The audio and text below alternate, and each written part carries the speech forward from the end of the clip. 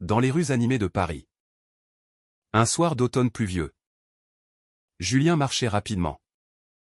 Son manteau trempé collant à sa peau. Soudain, une patrouille de police l'interpella brutalement. L'un des agents le plaquant contre un mur en ricanant « Regardez-moi ce pédé qui se dandine comme une fille ». Mais quand leur capitaine arriva et déclara d'une voix ferme « Lâchez-le immédiatement. C'est mon patron ». Les hommes se figèrent, leur visage passant de la moquerie à la stupeur absolue. Julien sentit son cœur battre à tout rompre tandis qu'il se dégageait des mains des policiers. Alexandre. Son capitaine et bien plus que cela en secret venait de révéler une partie de leur vérité au grand jour. Risquant tout pour le protéger. Ce moment, chargé d'une tension palpable, marqua le début d'une tempête qui allait ébranler leur vie. Alexandre avait toujours été un pilier de la police nationale. Un homme respecté pour son intégrité et sa fermeté. À 35 ans, il dirigeait une équipe spécialisée dans les crimes violents.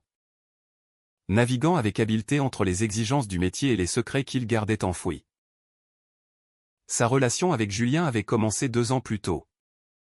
Lors d'une exposition d'art où Julien, un jeune peintre de 28 ans, exposait ses toiles abstraites reflétant les tourments de l'identité. Alexandre, en civil ce soir-là, avait été captivé non seulement par les œuvres, mais par l'artiste lui-même, un homme doux, introspectif, dont les yeux verts trahissaient une vulnérabilité profonde. Leur première conversation avait été anodine, parlant de couleurs et de formes. Mais rapidement, elle avait dévié vers des sujets plus personnels. Julien avait partagé ses luttes contre les préjugés familiaux. Venant d'une petite ville conservatrice du sud de la France où être gay était synonyme de honte. Alexandre, élevé dans une famille militaire stricte, avait hoché la tête en silence, reconnaissant ses propres démons.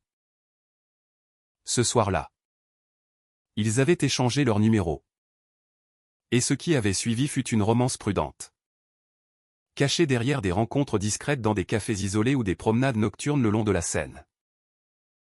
Mais ce soir fatidique, tout bascula. Julien rentrait d'une galerie où il avait vendu une toile. Un rare moment de triomphe dans sa carrière précaire.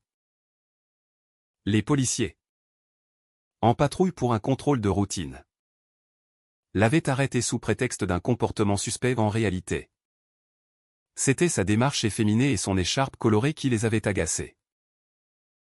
Les insultes avaient fusé. Et Julien, habitué à encaisser, avait tenté de rester calme. « Je ne fais rien de mal », avait-il murmuré. Mais cela n'avait fait qu'attiser leur agressivité. Alexandre, alerté par un appel radio, était arrivé juste à temps. En voyant Julien plaqué au mur, une rage froide l'avait envahi. Sans réfléchir, il avait prononcé ces mots qui changeaient tout, « C'est mon patron ». Ce n'était pas un mensonge total. Julien travaillait occasionnellement comme consultant artistique pour la police dans des affaires impliquant des faux en art, mais c'était une excuse fragile pour masquer leur lien intime. Les agents, choqués, avaient reculé, marmonnant des excuses maladroites. « Capitaine, on ne savait pas. » De retour chez Alexandre, dans son appartement modeste du quartier de Montmartre. L'atmosphère était lourde. Julien, assis sur le canapé, tremblait encore. « Pourquoi as-tu dit ça? Tu sais ce que ça implique. » Alexandre s'agenouilla devant lui, prenant ses mains. « Je ne pouvais pas les laisser te traiter comme ça. Pas toi. » Mais au fond de lui, Alexandre sentait le poids de sa décision. En intervenant ainsi, il avait ouvert une brèche dans son armure professionnelle. Les rumeurs allaient se propager. Et avec elles, les questions sur sa propre sexualité. Le lendemain matin, Alexandre se rendit au commissariat avec une appréhension sournoise. Ses collègues l'accueillirent avec des regards obliques. Des murmures étouffés. L'un d'eux, un vétéran nommé Pierre, l'approcha dans le couloir. « Capitaine. À propos d'hier soir. Ce type, c'est vraiment votre patron? Ou y a-t-il autre chose ?» Alexandre soutint son regard, feignant l'indifférence. C'est professionnel. Pierre. Fin de la discussion. Mais intérieurement, il bouillonnait. Pierre était connu pour son conservatisme. Et Alexandre savait que cela ne s'arrêterait pas là. Pendant ce temps, Julien luttait avec ses propres démons. Chez lui, dans son atelier encombré de toiles inachevées, il repensait à l'incident. Être gay à Paris était censé être plus facile qu'ailleurs. Mais les préjugés persistaient. Surtout dans les milieux comme la police. Il appela sa sœur, la seule dans sa famille à connaître son orientation. Sophie. Ils m'ont humilié. Et Alexandre a risqué sa carrière pour moi. Sophie.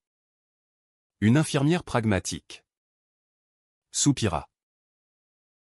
Julien. Tu sais que papa ne l'acceptera jamais.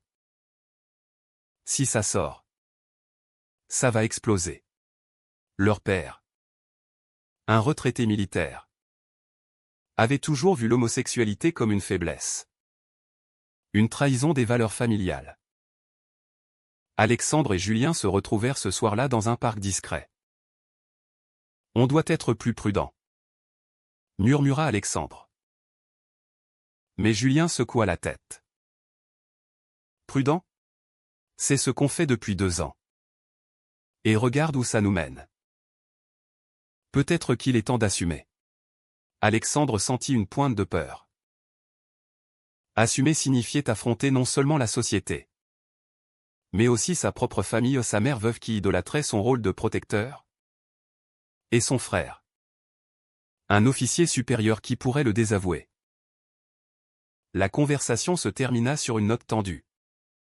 Chacun rentrant chez soi avec un poids plus lourd sur les épaules. Les jours suivants, la tension monta. Au travail, Alexandre remarqua des changements subtils, des dossiers mal classés, des rapports retardés. Pierre et ses alliés semblaient tester ses limites. Julien, de son côté, reçut un appel anonyme, « Ton capitaine ne te protégera pas éternellement. » PD. Paniqué. Il en parla à Alexandre, qui promit d'enquêter. Mais cela ne fit qu'attiser les doutes de Julien. Était-ce le prix de leur amour? Une trahison naissante se profilait, forçant chacun à questionner ses choix. La semaine qui suivit l'incident fut un tourbillon de suspicions et de confrontations. Alexandre, déterminé à maintenir l'ordre dans son équipe, organisa une réunion impromptue. « Écoutez-moi bien, » déclara-t-il d'une voix autoritaire. Ce qui s'est passé l'autre soir était inacceptable. Le respect est non négociable. Peu importe l'apparence ou les origines. Les hommes hochèrent la tête. Mais Pierre croisa les bras. Un sourire narquois aux lèvres. Capitaine. On respecte. Bien sûr. Mais ce Julien. Il a l'air d'un artiste un peu trop sensible. Non. Alexandre ignora la pique. Mais intérieurement, il bouillait. Il savait que Pierre fouinait, cherchant des preuves pour le discréditer. Julien, quant à lui, tentait de se concentrer sur son art. Une commande importante venait d'arriver, peindre un portrait pour une galerie prestigieuse. Mais ses pinceaux tremblaient. Ses couleurs se mélangeaient en un chaos reflétant son tumulte intérieur. Il repensait sans cesse à Alexandre, à leur relation qui oscillait entre passion et peur. Un soir, il décida d'affronter sa famille. Il appela son père, qui vivait à Marseille. Papa. Il faut qu'on parle. J'ai quelqu'un dans ma vie. Le silence au bout du fil fut assourdissant. Un quelqu'un? Une fille? J'espère? Julien déglutit. Non. Papa. Un homme. La réponse fut explosive, tu me déçois. Julien. Dans notre famille. On ne tolère pas ça. C'est contre nature. L'appel se termina abruptement, laissant Julien effondré.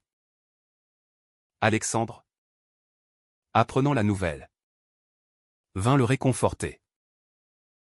Dans l'atelier de Julien, entouré de toiles vivantes, ils s'enlacèrent. Je suis désolé, murmura Alexandre. Mais tu as été courageux. Pourtant, cette vulnérabilité réveilla chez Alexandre ses propres craintes. Sa mère, qu'il visitait tous les dimanches, l'idolâtrait comme un héros. Lui révéler sa sexualité signifierait briser son image. Et si elle me rejette, confia-t-il à Julien. Celui-ci posa une main sur son épaule. L'amour vrai ne rejette pas. Mais si on continue à se cacher, on se perd nous-mêmes. Au commissariat, les choses empirèrent. Pierre, ayant surpris une conversation téléphonique d'Alexandre avec Julien, décida d'agir. Il contacta anonymement le frère d'Alexandre, un colonel à la retraite, pour semer le doute. Votre frère fraternise avec un suspect efféminé. Ça sent le scandale. Le frère, alarmé, appela Alexandre. Qu'est-ce que c'est que cette histoire? Tu compromets ta carrière pour un PD? Alexandre, furieux, défendit Julien. C'est plus que ça. Et ça ne te regarde pas. Mais le mal était fait, la famille était divisée. Julien, sentant la pression monter, commit une erreur. Dans un moment de désespoir, il contacta un journaliste ami pour discuter des discriminations dans la police. Sans nommer Alexandre, il évoqua l'incident. L'article parut le lendemain, harcèlement homophobe au sein des forces de l'ordre. Alexandre, lisant cela au petit déjeuner, sentit une trahison profonde. Comment as-tu pu faire ça sans me le dire, hurla-t-il au téléphone. Julien pleura. Je voulais juste que ça change. Pour nous. Mais Alexandre raccrocha, se sentant exposé, vulnérable. Les conséquences furent immédiates. Au travail, Alexandre fut convoqué par son supérieur. Capitaine. Ces rumeurs. Elles nuisent à l'image du service. Expliquez-vous. Alexandre. Dos au mur. Choisis la loyauté. Julien est mon consultant. Et mon partenaire. Si ça pose problème, assumez-le. Le supérieur fronça les sourcils. Ça pourrait vous coûter votre poste. Alexandre hocha la tête, acceptant le risque. Mais intérieurement, il questionnait, avait-il trahi son devoir pour l'amour?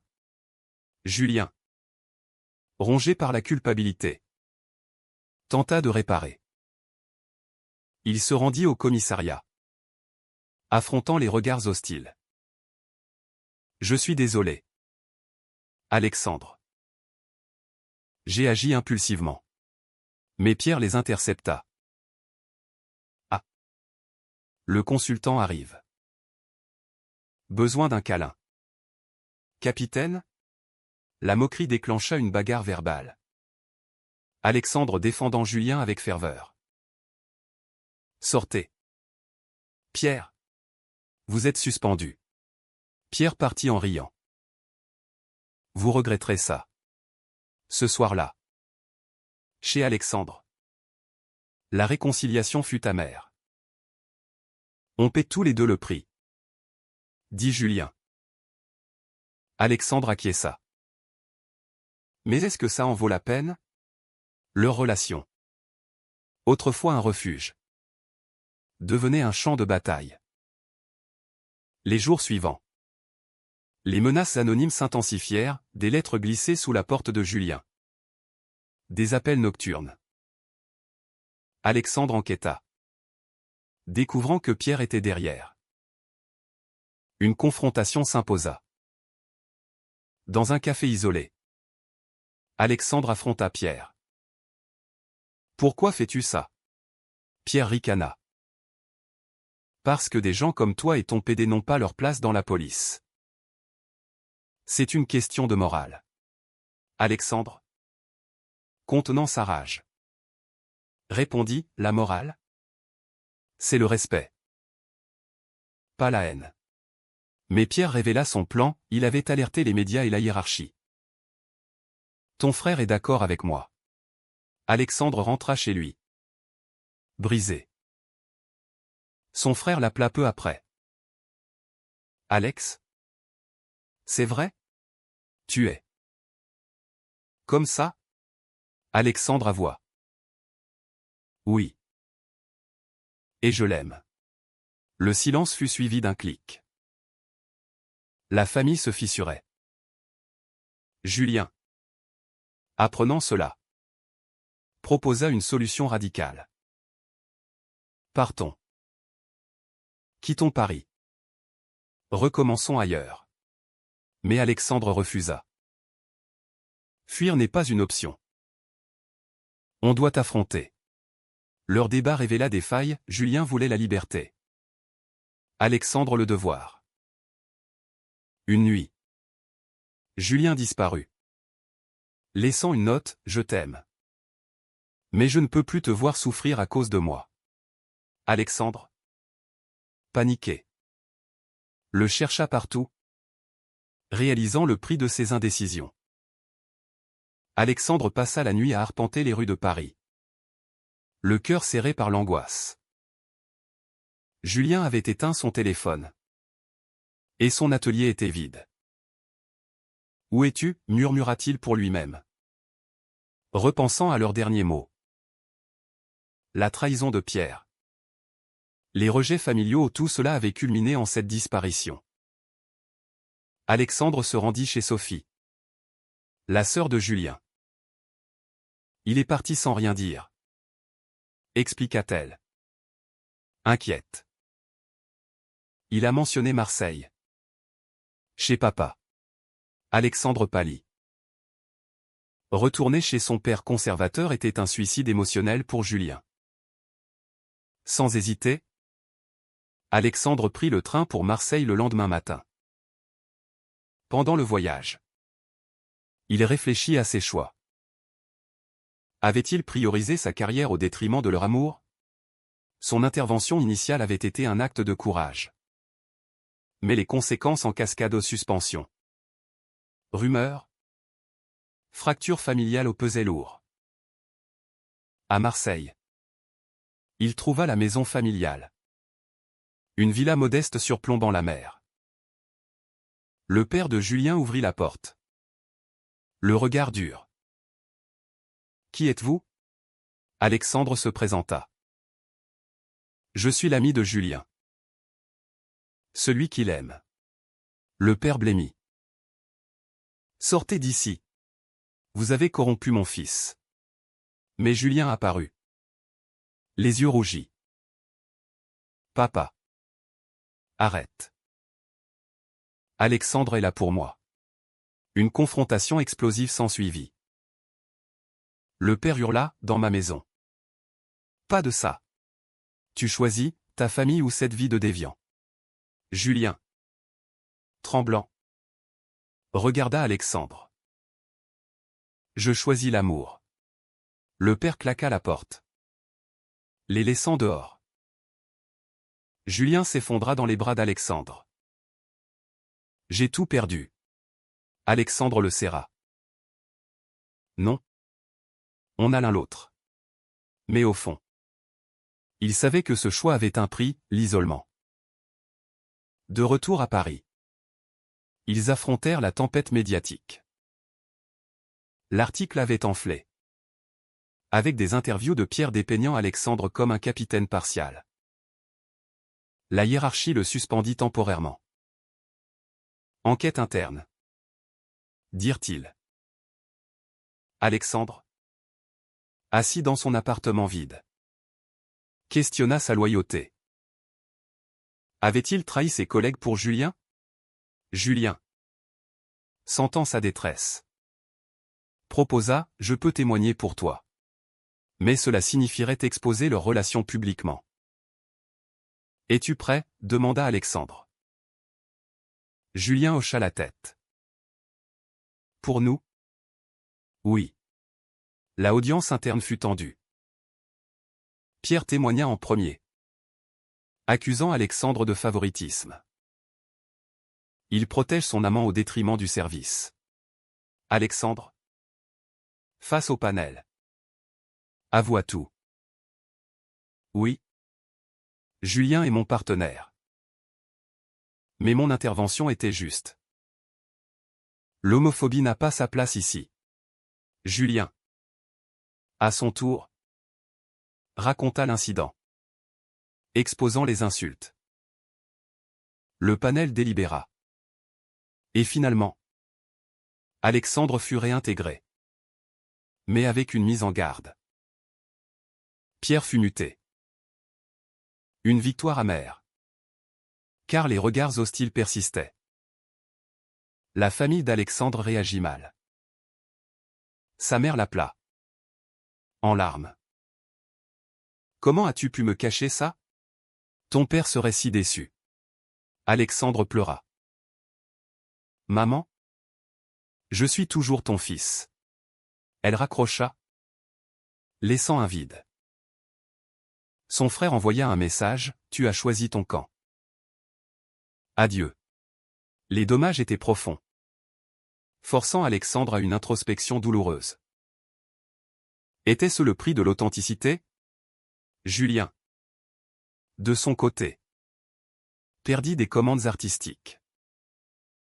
Des clients conservateurs se retirèrent, craignant le scandale. Ton art est trop personnel maintenant, dirent-ils. Julien peignit avec fureur, transformant sa douleur en toile sombre. Une exposition approchait. Mais il doutait. Et si personne ne vient? Alexandre le soutint. Moi. Je serai là. Leur relation, testée, se renforça. Mais les cicatrices restaient. Une trahison finale surgit quand Sophie révéla que le père de Julien avait contacté la presse pour discréditer Alexandre. Il veut vous séparer. Julien, furieux, confronta son père par téléphone. Pourquoi? Je t'aime encore. Le père répondit froidement, parce que c'est mal. Choisis correctement. Julien raccrocha, choisissant Alexandre. Mais ce rejet le hanta, le poussant à une décision radicale, rompre temporairement. J'ai besoin d'espace pour guérir. Alexandre, dévasté, accepta. Je t'attendrai. Les semaines suivantes furent un calvaire. Alexandre plongea dans le travail, ignorant les murmures. Julien voyagea seul, réfléchissant à ses choix. À Lyon, il rencontra un ancien amant, qui tenta de le séduire. Oublie-le. Vice libre. Julien hésita, mais repoussa l'offre. Non. Alexandre est mon choix. Cette épreuve le fit réaliser le prix de la fidélité. De retour à Paris, Julien frappa à la porte d'Alexandre. Je suis prêt à affronter tout avec toi. Ils s'embrassèrent, mais la joie fut tempérée par les pertes. Leur amour avait survécu. Mais à quel coût? Les amis perdus. Les carrières ébranlées. Les familles brisées. Une THC-TNH collective émergea, la société changeait. Mais lentement. Les mois suivants marquèrent une reconstruction fragile. Alexandre, réintégré pleinement, milita discrètement pour des formations antidiscrimination au sein de la police. Ses collègues, influencés par l'enquête, commencèrent à changer d'attitude, pas tous, mais assez pour créer un décalage. Pierre, muté à la campagne, envoya une lettre d'excuse forcée. Mais Alexandre la déchira. Le pardon se gagne, murmura-t-il. Julien, boosté par une exposition réussie malgré les controverses, vendit plusieurs toiles. Une critique nota, ses œuvres capturent la lutte intime contre les normes sociétales. Leur relation, désormais publique, attira des soutiens inattendus, des associations LGBT les contactèrent, offrant un réseau de solidarité. Pourtant, les blessures familiales persistaient. Alexandre tenta de renouer avec sa mère lors d'un déjeuner. « Maman, je n'ai pas changé. Je suis toujours le même. » Elle pleura. Mais la société. Les gens parlent. Alexandre insista, laisse-les parler. L'amour est plus fort. Elle promit d'essayer. Un premier pas vers la réconciliation. Son frère, cependant, resta distant. Un choix qu'Alexandre accepta avec tristesse. Certains liens se brisent pour en forger de nouveaux. Julien affronta son père lors d'une visite surprise à Marseille. « Papa, je ne renoncerai pas à qui je suis. » Le père, vieilli par le conflit, baissa les yeux. « J'ai eu tort de te forcer. Mais c'est dur pour moi. » Julien tendit la main. « On peut apprendre ensemble. » Une trêve naquit. Fragile mais réelle. Sophie, médiatrice, sourit. « Vous avez tous payé un prix élevé. Mais regardez ce que vous avez gagné, la vérité. » Dans leur quotidien, les défis continuaient. Un soir, lors d'une promenade, un passant les insulta. Alexandre serra la main de Julien. « Ignore-le. » Mais Julien répondit calmement, « Nous existons. » Et c'est tout. Cette assurance nouvelle reflétait leur évolution. Leurs décisions passées à intervention. Aveu. Confrontation avaient été des paris risqués, menant à des dommages, mais aussi à une croissance. Alexandre, autrefois rigide, apprit la vulnérabilité. Julien, sensible, gagna en résilience. Une ultime épreuve surgit quand un collègue d'Alexandre, influencé par Pierre, tenta de saboter une enquête pour le discréditer. Alexandre le confronta. Pourquoi? Parraine? L'homme avoua, j'avais peur du changement. Alexandre choisit la clémence. Apprends, au lieu de détruire. Cette décision renforça son leadership, prouvant que l'empathie pouvait triompher de la rigidité. Julien, inspiré, organisa une exposition thématique sur l'identité LGBT dans la société française. Alexandre y assista. Fier. Tu changes les choses. Julien sourit. Nous changeons les choses. Leur amour, forgé dans le feu des épreuves, devint un symbole discret pour d'autres. Mais il savait que le chemin était long, les préjugés sociétaux, les mœurs familiales, Les dilemmes éthiques persistaient. Un soir, assis sur un banc face à la tour Eiffel illuminée, ils réfléchirent. Avons-nous fait les bons choix? Demanda Julien. Alexandre répondit, chaque décision a son prix. Mais sans elle, nous ne serions pas ici. Libres. Ils s'embrassèrent doucement. Un geste de défi et d'espoir. La vie continuait. Avec ses tensions et ses joies. Mais ils avaient choisi l'authenticité. Pourtant. Au fond. Une question lingée, dans une société en évolution. Sacrifier sa famille et sa carrière pour l'amour est-il un acte de courage ou une erreur égoïste?